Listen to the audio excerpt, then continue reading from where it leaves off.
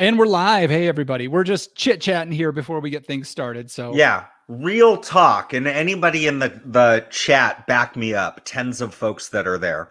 There's people might have like smaller regional airports for little like Cessnas and stuff like that. Like take some flying lessons. And a lot of them are kind of like rinky-dink rat-a-tat. When I was in college, one of my best buddies, whose name was also Jeff, he was getting his pilot's license. And one day he goes, "Hey, let's just fly up to Napa. Why not?" And I'm like, okay. And we literally just flew to the airport, the nicest, like tiny airport you've ever been to. Yeah. We had a beautiful lunch and a bunch of wine at the Napa airport. Didn't even leave the airport and then just came back. I drank all the wine. He didn't have any. My office is a stone's throw from the runway. That's so cool.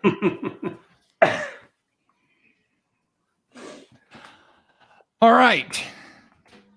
Stefan, hey, you ready Laura, to go? Hey, nurse.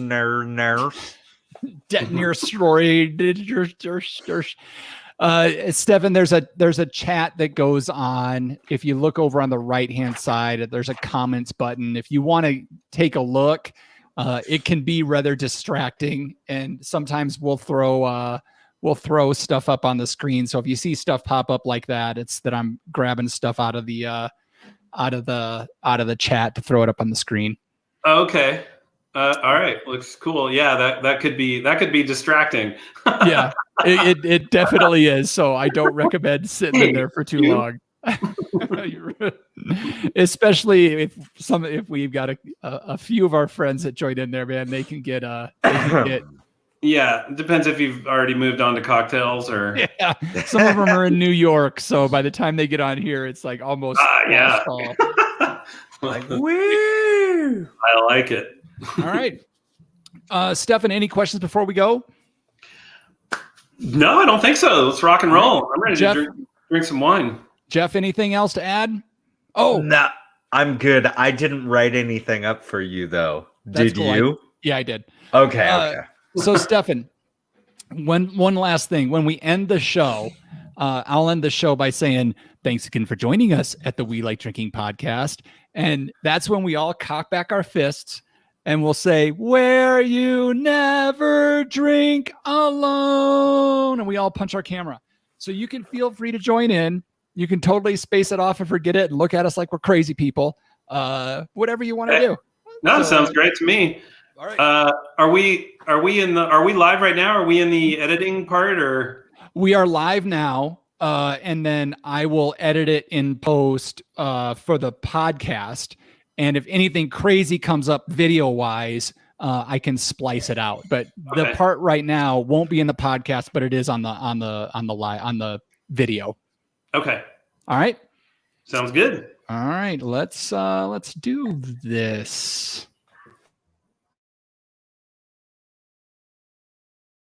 At the sound of the tone, the official We Like Drinking time will be 5 o'clock.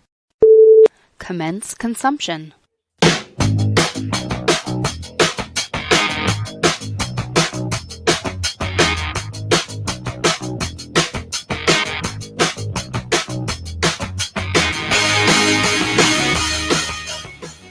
This week on episode 342 of the We Like Drinking podcast, we'll be discussing shopping for wine on the interwebs, startups, and how Stefan Blicker has perfected both with Last Bottle Wine. So crack open that beer, uncork that wine, and let's get drinking!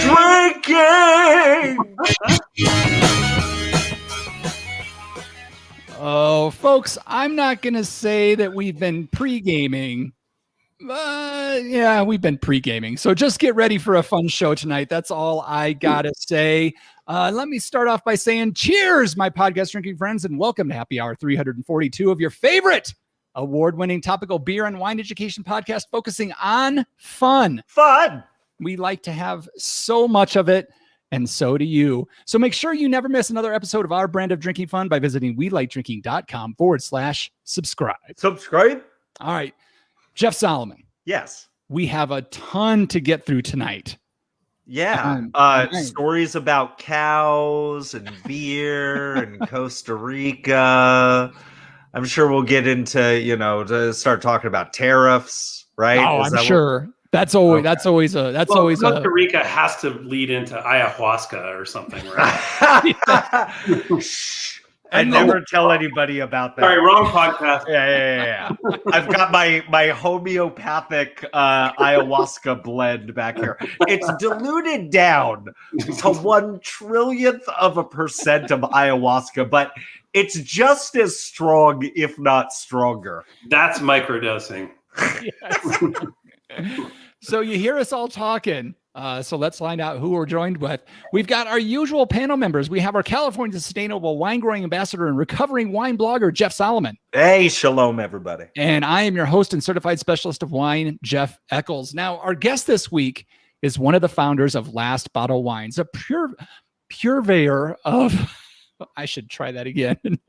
A purveyor of fine wines that offer a hand-picked wine every day to their followers at drastically reduced rates of up to 70% off retail. No club, no subscription, just an incredible wine offered once a day and available until it's sold out. Please help us welcome Stefan Blicker. Welcome to the show, Stefan. Yeah. Woo. Cheers, guys. Thanks for having me. So excited to have you on the show. Thank you so much for sending us a bottle of wine that we can all share together. Yeah. How are you doing? How are you doing this evening?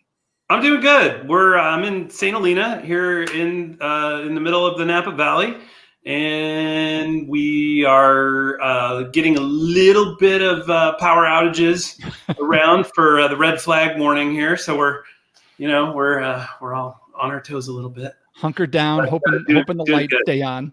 Well, at least it comes at a convenient time of year, right, Stefan? Oh, it's perfect. Yeah. Winemakers love it.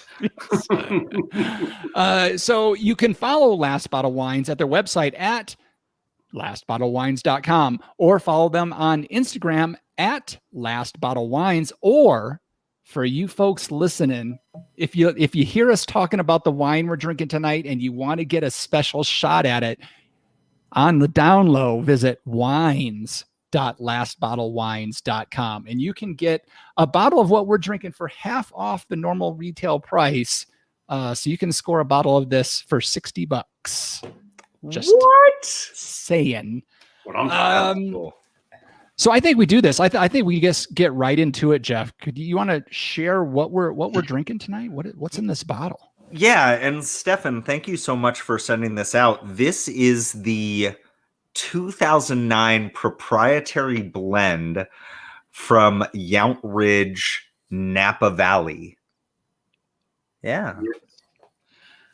That is big. For whatever reason, they chose not to put it on the label, but this is actually all Oakville as well. Oh, nice. So, this is the land of luxury Cabernet here. Yeah. You don't find $60 bottles of wine in Oakville. And I was curious if any grapes had come from outside of Oakville, since it didn't list Oakville on there. So yeah, for whatever reason, they chose for a lot of their wines to not use the Oakville appellation, and we don't have a good sense of why exactly. Maybe they were just trying to focus on the property itself. And the property itself was actually, if you know where Brick's restaurant is on Highway 29, it's like right across the street up on the across the highway up on the hill. And so, and the vineyard is right next to it in Oakville, between that hill and Cardinal, sort of.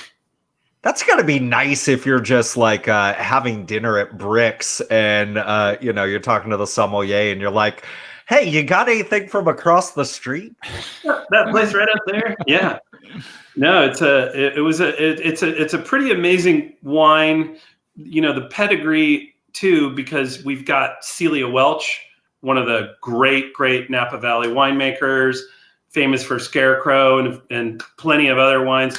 But I mean, she's just been a force in the valley forever. And she made these wines for a decade, and you can tell. Yeah, they're epically well done. Rich luxury level Napa Valley cab, and to have it, we were, just really blessed to get it at the price we're able to offer it for, we were super stoked. So now, Stefan, do you do all the tasting notes for Last Bottle Wines? I do. I write everything for all of our companies. I come in every morning. I taste the wine of the day. I've usually tasted it before because at some point, I liked it enough to buy it, but it might take, 3 months or 9 months in some cases if we're buying it from Europe to get here. So it comes in. I know what the wine is. I literally cruise in at 8:00. I grab it off the bar. I spend 5 minutes with it. I go to the computer and I just let it flow out. And then the email goes out at 10 a.m. I have to say, seriously, of all the questions that I had, Eccles beat me to the punch. I was going to ask, who do you pay to do these write-ups? Because they are fantastic. As a recovering wine blogger, I know that I was just a phony compared to the write-ups that I see you do. And even more so, usually I wait till the end of the show when we're all a little liquored up to tell people how to run their business. But I was going to say right now, whoever does the write-ups, pay them double. Yeah, I've been doing it from the beginning, and it was really fun to be able to. When we started, we were all about kind of fine and rare and collectible stuff and DRC and First Growth Bordeaux, and all this stuff. And when we started Last Bottle, I tried writing it in a lot of different ways, but I found just do whatever the hell I want seemed to resonate the best.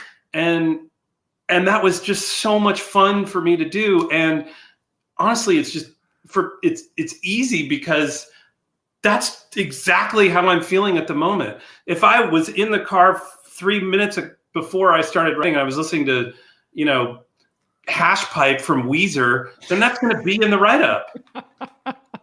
Yes. No, I mean, really, that's just it.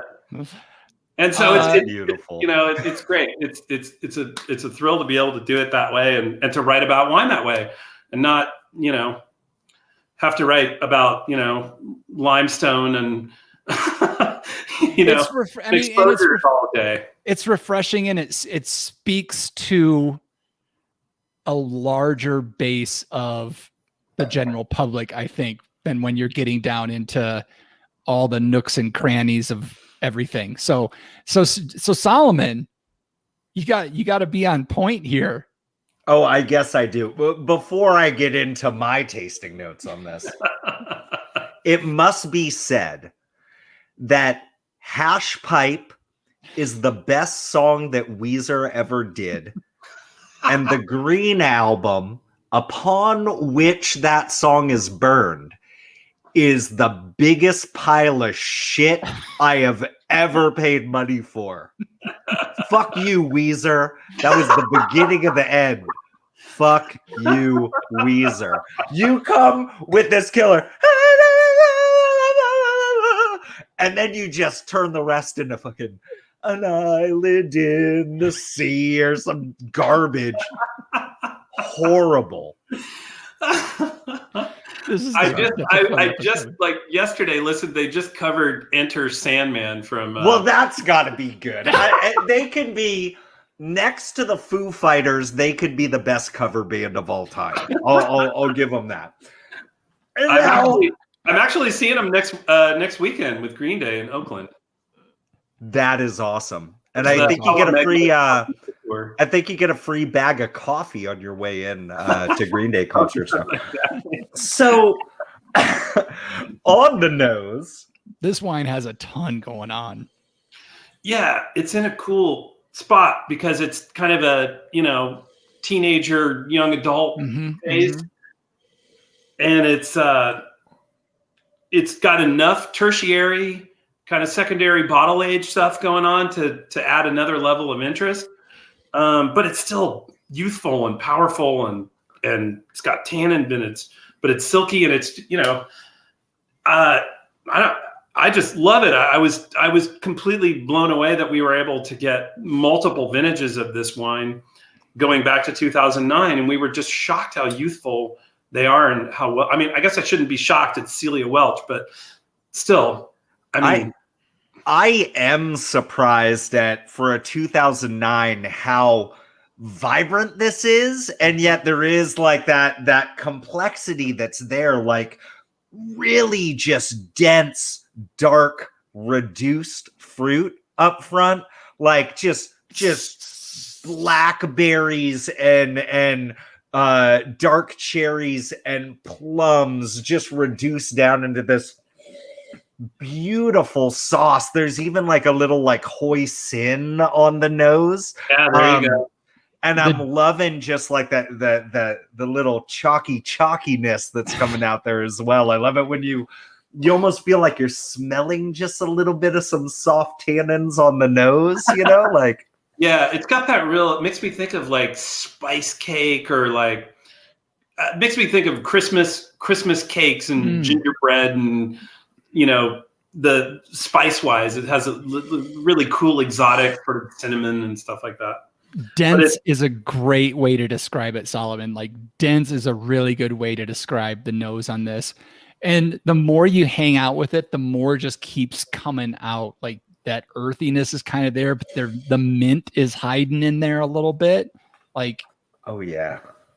I love that it's in this age too, where it's one of those wines that is going to give you something different every time you taste it over a 2-hour period. Yep. Because it's got enough age on it that as it is exposed to oxygen, it starts to show different sides of itself. It's not just like opening a 2018 of this, and it is what it is, and it's going to be that way through the whole time you're drinking it. This is changing and going through. I opened my bottle about an hour and a half ago, and it's already like completely different. It's more savory for me than at the moment, and that's what I love. Like it's alive. Yeah. And there's definitely like on the palate, there is like that dark fruit reduction still happening there, but there is like that, I like that little like the brown leafiness that starts to come out there, and yeah, well, just I think you kind of nailed it with the hoisin. Yeah, that savory aspect. The umami is definitely there. Yeah, it's that bottle age. You get some of that like plum sauce, that kind of thing. Along with kind of the ginger and the, it goes off. I'm with you on it. It kind of goes off into Asian-ish. Hoisin, plum sauce, little soy, but there's so much fruit too. It's just there's so much going on. I love it. And if y'all excuse me, I'm door dashing Mr. Hong's right now. Oh my God. I'm assuming that this is a predominantly cab blend. Yeah, it's I think 75% Cabernet and 25 Merlot. Okay. And I'm pretty sure it's all Oakville, even though they didn't put it on the label.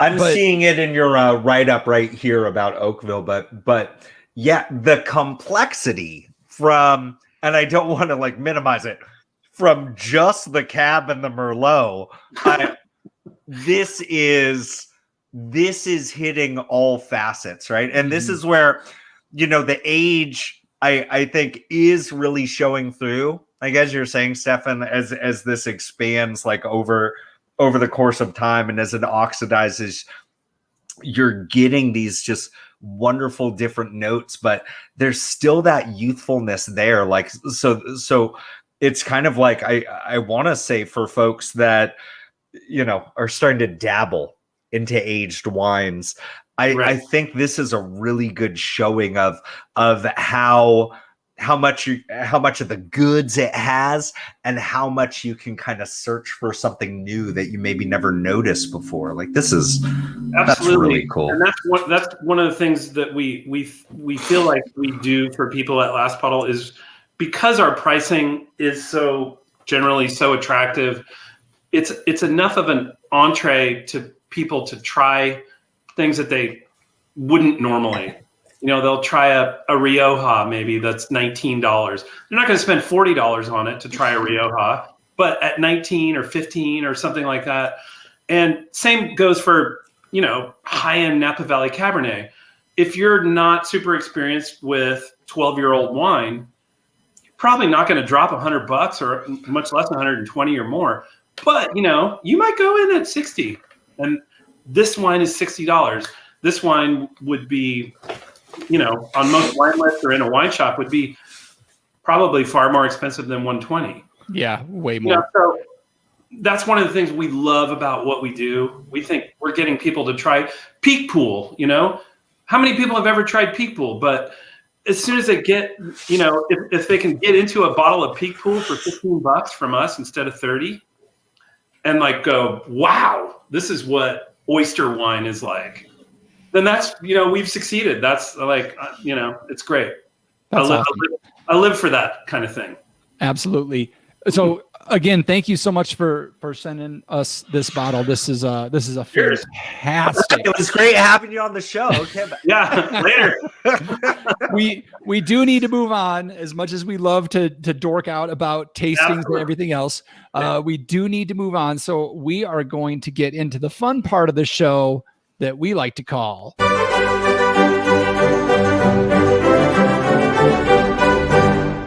Wine, Beer, Spirit, or Pop Culture Reference. This is where I'm going to give these guys a term, and they're going to try to tell me if it's a wine term, a beer term, a spirit term, or some kind of pop culture reference.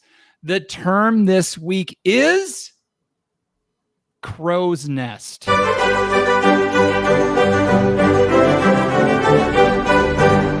So is crow's nest a wine term, a beer term, a spirit term, or some kind of pop culture reference? Jeff Solomon, let's kick it off with you. Crow's nest. Wow. Let me ask you something. Yes. Can you spell that? I can. I hope I spell it correctly. CROW''S, next word, NEST. The C and the N, are they capitalized? I would say they are capitalized. Interesting. They are capitalized. If I were on a ship, if I were a seaman, I love that word.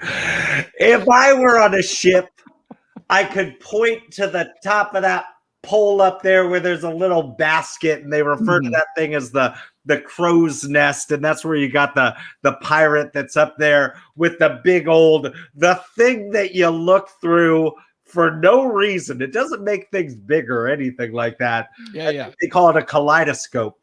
And if I were that person yelling land ho, whatever that means, Yeah.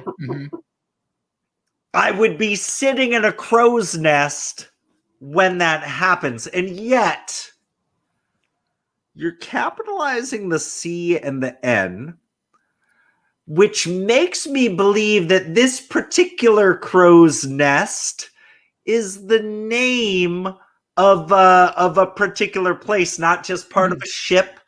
I grew up in Ben Lomond, California, in the Santa Cruz Mountains. I used to work at the Santa Cruz Beach Boardwalk. And if I traveled, it must be like 2 miles. It's probably even less than that. If I traveled about 1.5 miles due east, because it faces down on the Monterey Bay, I would end up in the near the Santa Cruz Harbor, where there is a very nice restaurant called the Crow's Nest. And I'm going to say that this is it's a spirit term because it's named after their most famous cocktail at the Crow's Nest, which is called the Crow's Nest. It's probably made with rum. Okay. crow's nest. It's a spirit term. So Jeff Solomon is saying that crow's nest is a spirit term for a restaurant in what city was that in? Santa Cruz, California. Santa Cruz, California. Okay, Stefan, do you have any thoughts on what crow's nest may be? So what blows my mind, and I can't really think of anything else because of this, the crow's nest at the top of the Captain Cook Hotel in Anchorage, Alaska, with an epic old school French restaurant and old school style sommelier, was my first wine job. That was my first wine experience. I was bartending. The sommelier went on vacation and didn't come back, and they were freaking out. And I went to the maitre d' and said, I think I could do this. I think I might like to do this. They handed me a bunch of books, and literally a week later, I was wearing the apron, the gold Testavon. I had a cart, a candle, and I was decanting 3 liters of Mouton tableside. That was my entree into the wine world, and where I had literally my first epiphanies was at the Crow's Nest in Anchorage, Alaska, which is still there. However, and so that was like such a mind blow. Like for me, that's a wine term. But yeah, okay. So Stefan is saying this is such an interesting wine, beer, spirit, or pop culture reference. But if I had to guess otherwise, I feel like with the capitalization as well, I just think it might be something as simple as like you have like Gap's Crown, right? You've got these pretty famous vineyards. To me, it sounds like a vineyard, but just a vineyard I haven't heard of. Okay. All right. So Stefan is going to say that it's a wine term and it's a vineyard that for somehow he hasn't heard of. Although he once worked at a restaurant called the Crow's Nest, which this really doesn't include like places you used to work when you were, which in your 20s. Which could be considered a wine term in a roundabout way. Wine term. Okay. It's going to be great when he says, I never knew any of this about you, Stefan. I was actually talking about the restaurant in Colorado Springs. Yeah. Oh, it's actually a Weezer song. off their last studio album.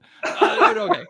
The term crow's nest is in fact a wine term. And it is the place that Stefan worked in Anchorage, Alaska. What? Yeah. Funniest sidebar, that 3 liter, you poured it for me. I remember you were like 7 or 8 years old. Yeah. I was the one guzzling it. Yeah. I'm really interested in left bank versus right bank Bordeaux. Can I sip out of your gold cup?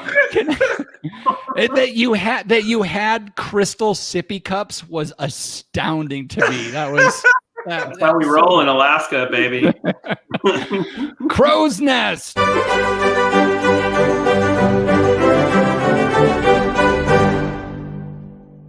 Yeah, I love the story of how you got into wine, and that the story that you told. I fell in love with that story, and I was like, I got to work that into the show somehow. So I figured, hey. Well, my second question off the list. and then you proceeded to tell us the story and then guess something else, so you didn't win, which is really the bummer of it all. Yeah. Okay. That was a lot of fun. Thank you guys. Okay, let's get into the meat of the show if we haven't already done that. Jeff, do you want to start out, since I've apparently stolen 2 of your questions? I was actually going to wait till you stole another. Or are you done? Have I got all your questions? That's it. Stefan, Yes, sir. tell us how you started this whole last bottle thing. Oh, yes. So I started for other people, a couple other online companies. We were one of the early ones. In fact, we were one of the very first retailers on Wine Searcher, which is like now, ubiquitous for retailers around the world. So I started a company called Next Wine for two gentlemen in 2000. That sort of imploded after 9/11 and the internet bubble and all that. Started another company and ran that for 4 years till I went out on my own with my partner. And we did a lot of the same kind of stuff. We bought private sellers. So we bought people's private sellers and inspected them and then resold them. We did that from 2006. Well, we kind of still do it, but we started that in 2006. In 2008, 2009, as the recession was hitting, we started to get more and more deals from wineries, larger quantities. Like, hey, if you take a pallet, you could maybe get this special price. And so we started doing that, and with huge success. And then another Napa Valley winery that was closing its doors, we did a big buy and we sold it to a competitor. And they sold it for twice as much the next day. And we said, maybe we're leaving something on the table here. And this was 2011. And we literally threw together the Last Bottle website, taking pictures with the warehouse floor underneath. We still have the exact same setup. It's a camera, a tripod, a flash, and the warehouse floor. And we said, let's just try this thing and see if anybody cares. And it just went nuts. We sold the first wine, I think was Heights Martha's 2001 that we got a screaming deal on, not from Heights, but elsewhere. We sold out in 5 minutes, and then we did a Maya Kamis, and the next day we sold 20 cases, and the next day we sold 30 cases, and it just exploded. And like we were talking about earlier, I played around with the writing and found my groove, and it just popped.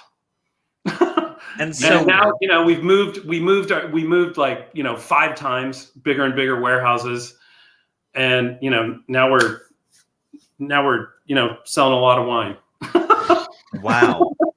Now, once that machine gets rolling, do you start to freak out a little bit in this sense, where you're saying to yourself, my God, every single morning I've got to write something new about a different wine? Do you ever take any days off? It is rare.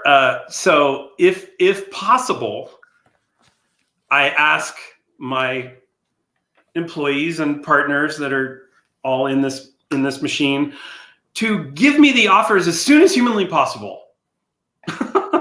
If you could put in 3 days worth of offers, that would be amazing, because then I could have 2 days completely free. But I work a lot just on the fly. I have written offers on planes, on trains in France.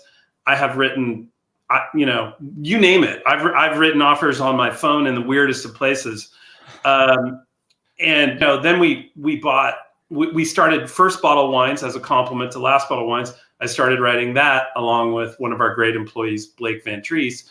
Then we bought Invino in late 2019, and I started writing all those offers. So I write 3 a day for, I forgot your original question because I'm drinking wine now, but I write a lot all the time.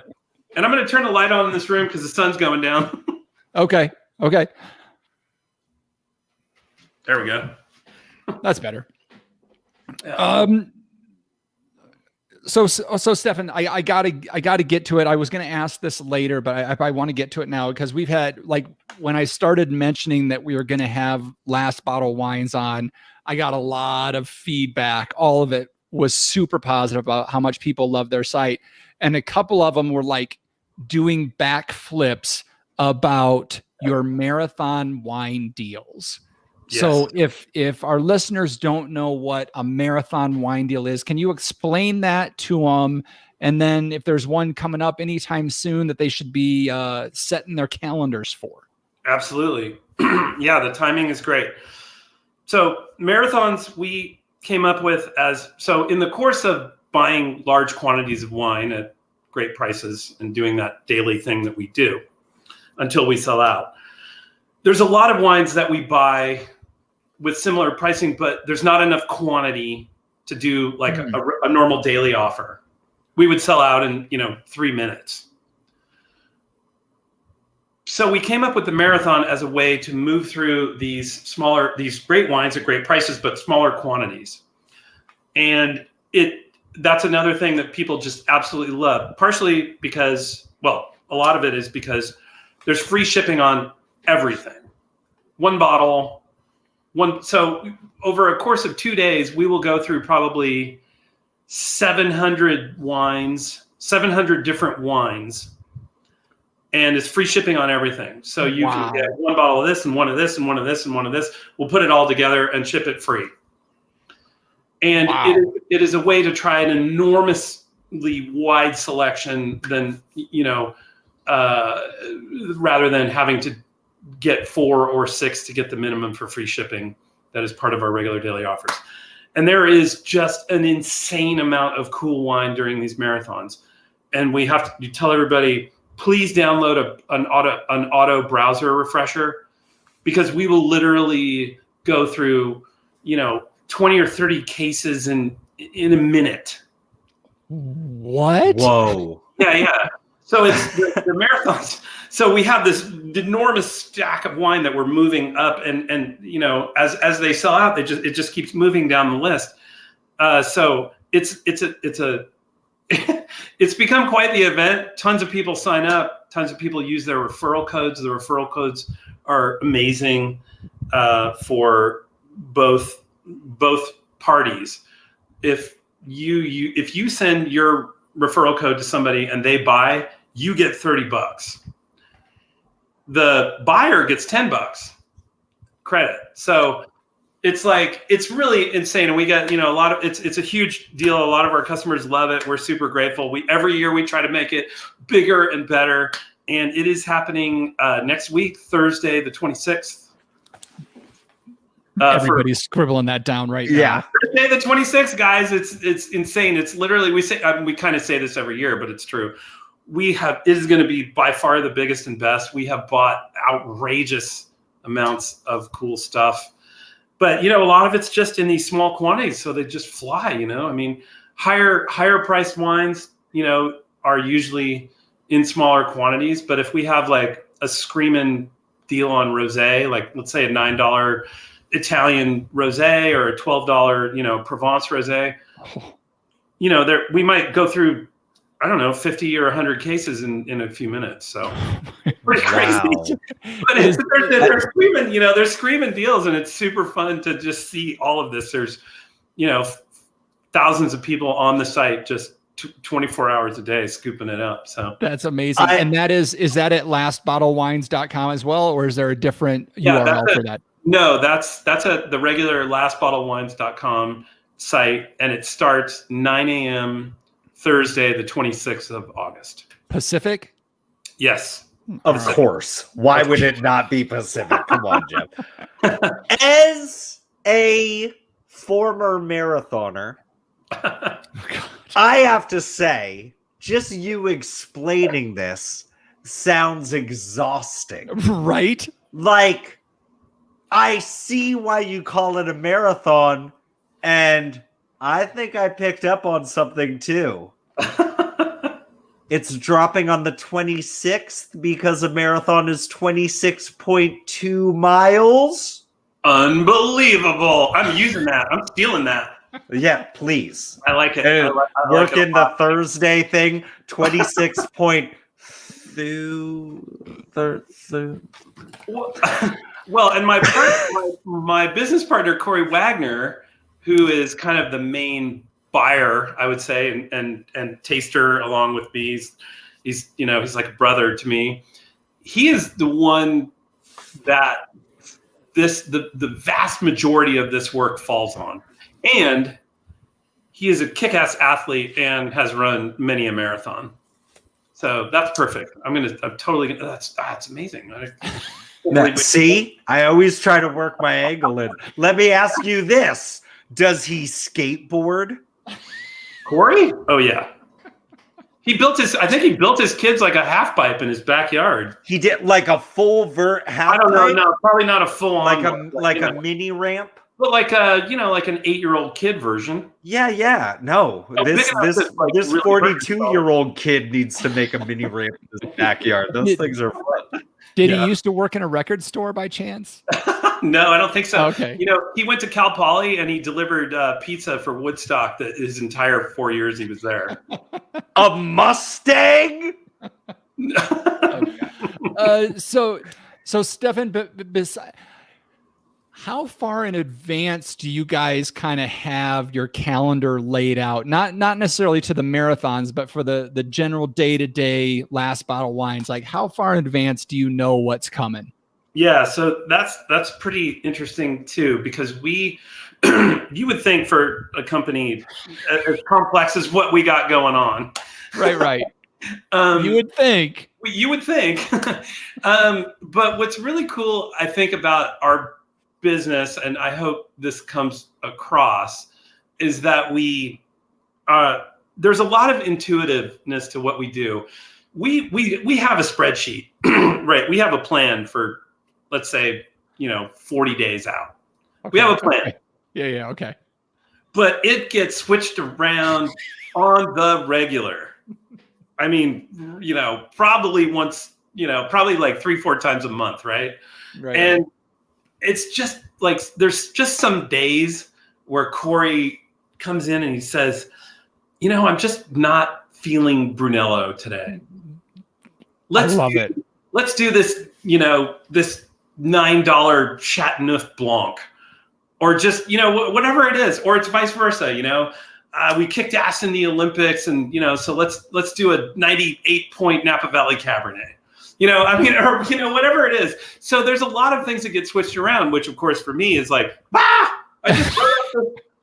just wrote up this Brunello, and now he's no, cut it. We're doing something else. So there's a lot of that goes on in our office. Our offices are connected right next to each other, and we just communicate telepathically. And sometimes, I hope that feel comes across in what we do, because it is really like that. That's amazing. And so so we have wine glasses on our desk, and it's like, how you feeling?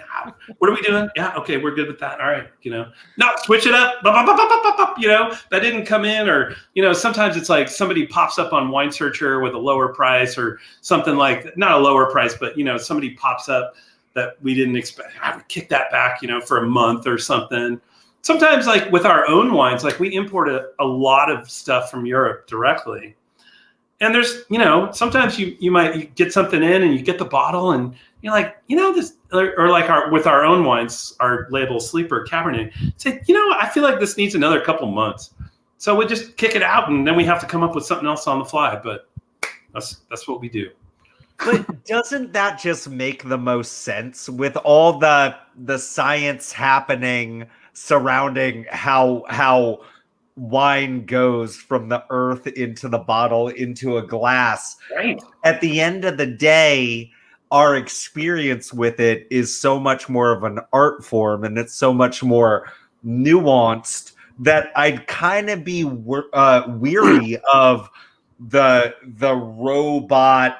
Here's a deal. We're gonna maximize profit, and it's like, absolutely, yeah. For fuck's sake, if it's 2 degrees in Colorado Springs, Jeff Eccles ain't buying a rosé that day. And so those are things that obviously just have to go into it, Yeah, we don't, we really try not to let the business part of it interrupt anything that we do. We really just, and I think any of our vendors, distributors, brokers, whoever we deal with would tell you, like, if we don't like the wine, there's not even a starting point. It's just, we don't like it. We don't want to deal with it. if we taste 20 wines, or today I tasted 45 wines, we're gonna like maybe 10 of them, but then we're gonna start with like, okay, what kind of pricing can we work out? We might end up with 2, and we have to like the wine, and we have the luxury of really cherry picking kind of between best wines and best prices. And we just keep rolling like that. That's so I'm interested on that point where you say we have to like the wine. Are there wines that you'll say that's not my jam, but I appreciate how well it's made, so I'll throw that in the maybe pile? Or is it like, no, you've got to like feel it in your soul before you'll throw it in that pile? Yes, there are wines. So I have what I call my customer hat and my personal hat. I live in Napa. I drink a lot of Napa Valley Cabernet. I like, as much as I love it, especially when it's got some age on it, I wouldn't necessarily say it's my jam. Mm-hmm. I drink a ton of Nebbiolo. So yes, but I think I've been doing this for 25 plus years now. I feel like I have a good feel for what has broad appeal for people. And when I'm tasting at Last Bottle, I'm tasting with my customer hat on. And, something you said, Jeff Solomon, how the experience is so personal. One of my favorite expressions in the wine business is there's no great wines. There's only great bottles. Yeah. And if you think about it, like, it really speaks to everything that's going on around you at the moment of whatever wine you happen to be drinking. If I hear it all the time. Somebody, a couple takes a romantic trip to Tuscany. Yep. And they have a carafe of, we would think of as kind of generic, Chianti or whatever. Some village wine. It's the most amazing wine they've ever had. Yes. And I've been at tastings where, I was in a bad mood for whatever reason, but somebody opened a bottle of Rousseau Chambertin. And I'm like, I'm trying to get something out of it. I can't, but is it the wine? Yeah, absolutely. I love that. There's no. By the way, I did drink plenty of bad wine in Italy. I started to like feel it out, and I'm like, I know they're not going to have good wine.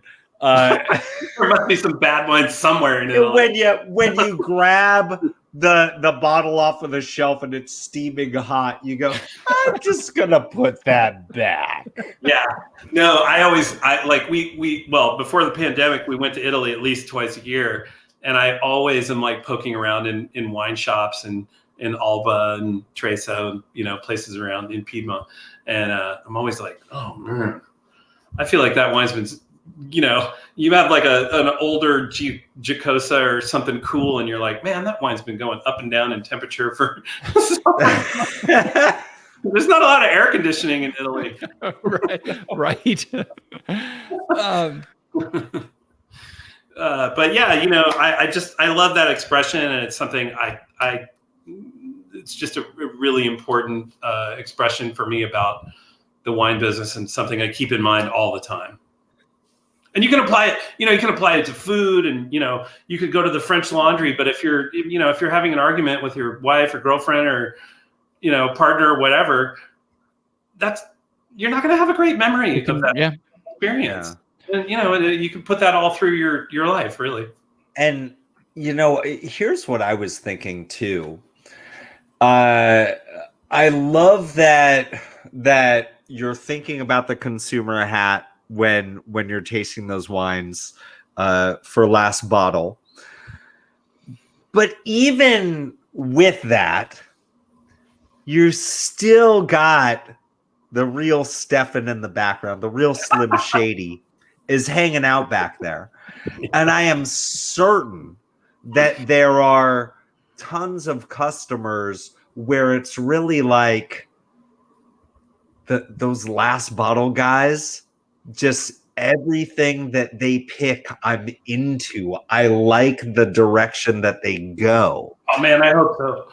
And I have to believe that breeds a lot of like consumer confidence, and like, you know, that's what makes, you know, a good sommelier at a good restaurant. It's like, whatever they're bringing, I want it. You know, they know what I like sometimes more than I do. Yes. The question I have for you, Stefan, is I better pour some Barbaresco. How difficult is it? And I'm certain at this point it's probably not that as difficult, but how difficult is it to tell people to their face when you're evaluating all these wines that, like, yeah, and I'm sure you don't say it this way, but this is how we all envision. This shit fucking sucks.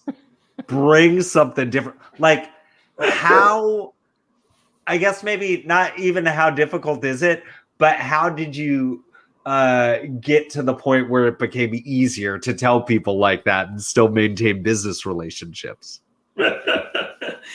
Well, the truth is, we always wish that we could record our tastings because we taste an ocean of bad wine, and our comments. I mean, I've actually thought about starting like a terrible wine tasting note website for fun. Yes. Yes. Burner account. Let me do it. Just send me the notes. I'll do everything else. Come on, make it happen. But the answer is so the answer is the vast majority of wines that we taste, we're not tasting with the producer. Right. We probably have 4 cases a day come in as samples from all over the world, and they go into a queue, and we taste them, when we can. On top of that, we have people visiting. We can tell a distributor or a broker, like, no, don't like that. When you have a producer there, I sort of just take the, you got nothing nice to say, don't say anything at all. Yeah. Because why? And you don't need to do that. But so let's say 80% of the stuff we taste is samples. It's just the 3 of us going through the wines. We can talk all the shit we want. I mean, I just wish I could, record some of this stuff. It's like, God. Isn't that one of the great things, though, experiencing a horrible wine together with people? So it's kind of like watching Troll 2 with your friends. Like, it is. It's like a horror movie because you're like, you've gone through a couple wines and you're talking about them, and then you get one and you go, oh God, what happened? This is horrible. This is horrible. Here, taste this. Taste this. This is like, you pull open that, like you forgot, like the power went off on your refrigerator in your garage, and you had a huge bag of spinach in there. Oh, and gosh. And it's all that turns into that green slime, and then like someone poured soy sauce on top of that slime or whatever. It's like, but we get into those tasting notes just like we do about stuff we like. So yeah, and when you start that site up, instead of the hand holding the bottle, it's the hand like smashing the bottle on the floor or dumping it out. That would be great because then you couldn't see the label, so nobody would have their feeling. So Stefan, we got time for one more question each, Jeff. I'm curious to put you got your customer hat, you've got your Stefan hat, you've got your business hat. We talk about the pandemic. It comes up a lot these days, amazingly enough. Wineries were hit really hard with that. how have the dramatic changes over the last 18 months affected Last Bottle Wines? And on to that, how do you see the future of wine online playing out? Yeah. So the pandemic, we were not, nobody really was prepared for the tsunami of people that were going to start buying things on the internet, not just wine, everything. Right. I mean, like, I was doing construction and I said, oh, let's make a little room and I'll make a little gym for myself. Right. Well, I couldn't buy anything. Right. I couldn't buy any weights. I couldn't buy any bands. I couldn't buy anything you need for a gym, for 6 months. It was the same thing with wine. So we got hit. We started trying to adjust by buying more and more wines. I think what most people will tell you in our business and other businesses was that, things online was going up drastically. Wine was going up drastically. People buying things on mobile, on phones was increasing exponentially as well. That trend was already going up. Everybody knew that. I always describe the pandemic as like a giant shot of cortisone in the ass. Yep. Mm-hmm. You know how the next day you feel like you're Superman. It was, I mean, it was like that. We didn't feel like Superman. We were like, oh God, where are we going to find all this wine? But I think that a lot of people that hadn't bought stuff normally online will be converted to it. I hope that their experience with us is such that they'll continue to do that. But I don't think that trend is slowing down anytime soon. Was there a curve that you saw? Like, I imagine you saw a huge spike, especially as the lockdown started happening. But as things have started opening back up, have you seen kind of a dip, or has it just kind of maybe become less of a spike but you're still like, are people moving to just online more? No, for our business, we normally are a little, we have a dip in the summer. Basically, like when people start summer vacations and kids are out of school, that like June, July is always a slower time for us. Yep. Because you know how it is. You got kids. Like that's when you take vacations and do stuff when everybody's out of school. And then we see an uptick again at the mid August. Mm-hmm. That's exactly what's happened this year. And although this year it was probably a little more pronounced because roughly about the same time as school getting out, as much as we had school last year, right? Things were opening up. So everyone had this pent up, I don't know about you, but I was going to every restaurant I could, and I was going to bars again and doing all that stuff. So that's totally logical. But I do think we're going to get back to normal patterns here. Okay. A lot of new people have discovered that it's fine to buy wine online. Mm-hmm.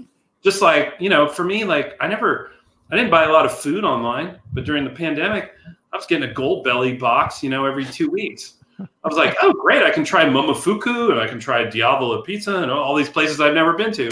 Yep. So for me, I was doing a lot of the same thing. I was just, doing it with food. Yep.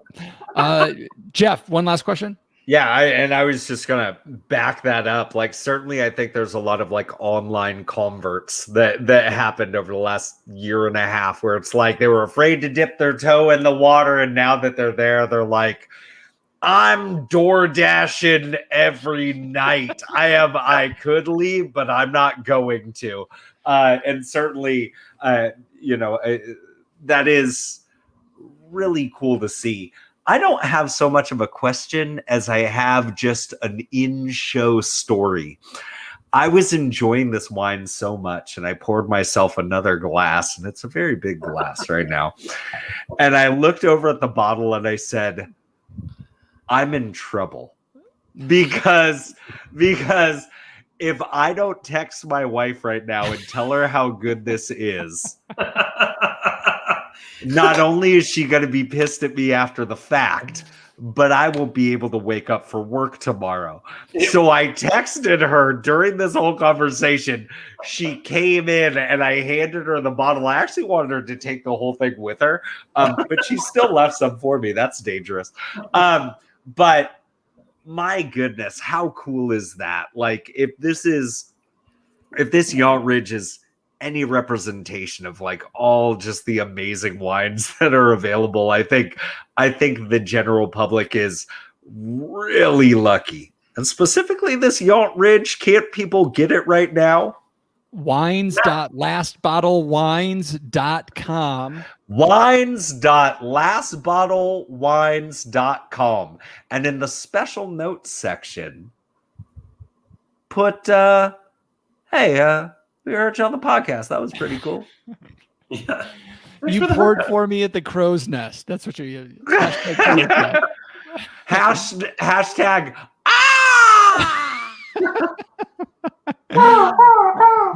Okay, all right. If everybody on the show is imitating crows, it obviously is time for me to call.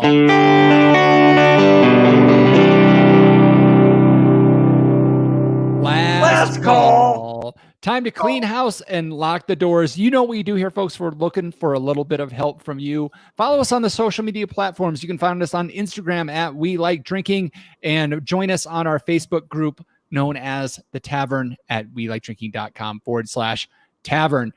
Stefan, if we haven't beat it into their heads enough, where can they find Last Bottle Wines on the interwebs or maybe on social media?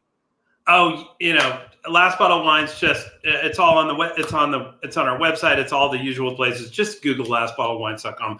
However, if you want this particular wine that we are tasting tonight, it's wines.lastbottlewines.com. That's a special page we put up for this particular wine.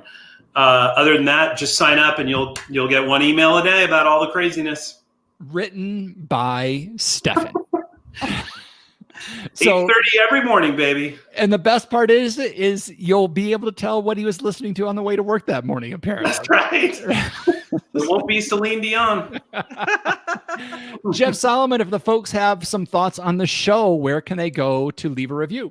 Well, I'll give them those thoughts in just a second. Here's what I found out today doing some research. I went over to the YouTubes and I typed in Last Bottle Wines Stefan. Oh. And the first thing that shows up is fucking Bill Hader on Saturday Night Live doing Stefan. So when you're Googling, I'm just saying, make sure that you're very specific. Yeah. Sorry. Now's the time we dance. Those of you watching, as you ought to do every Tuesday night around 7:30ish Pacific on YouTube and welikedrinking.com/show, make sure that you mash that like and subscribe button and flick that bell so you always know when we're on. Those of you listening to the audio only version, take a look at your podcast catching device. Fill up those empty 5 stars all the way to the right and let us know what you think of this Yacht Ridge Napa Valley proprietary blend from 2009 at wines.lastbottlewines.com.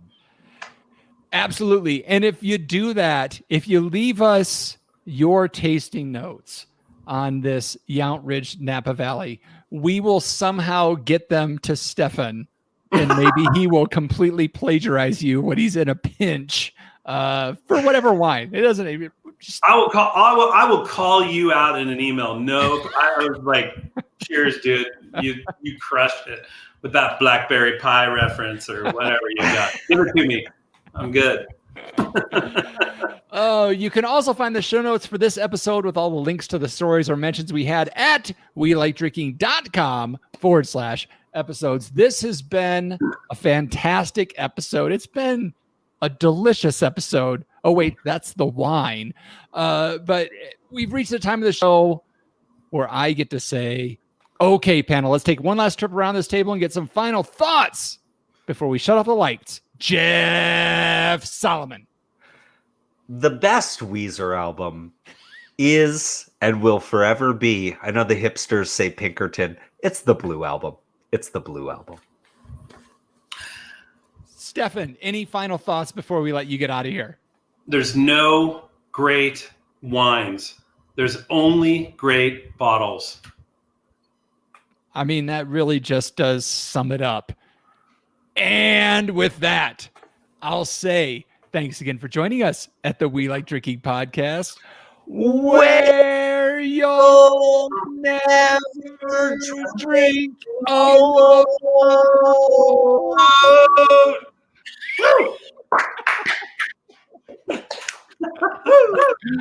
Oh my goodness. Awesome. Viewers. Thank you for having me. Yeah, thank you. Give us 1 second, Stefan. Viewers, Sure. if you're watching the show next week, no guest. It's a drinking episode. As you know, anything goes. So grab your favorite bottle, grab your favorite can, and join us next week. And we will see you then, guys. Thanks all for joining us tonight. Bye, YouTube. Bye, Jeff McKinney. Bye, Brad.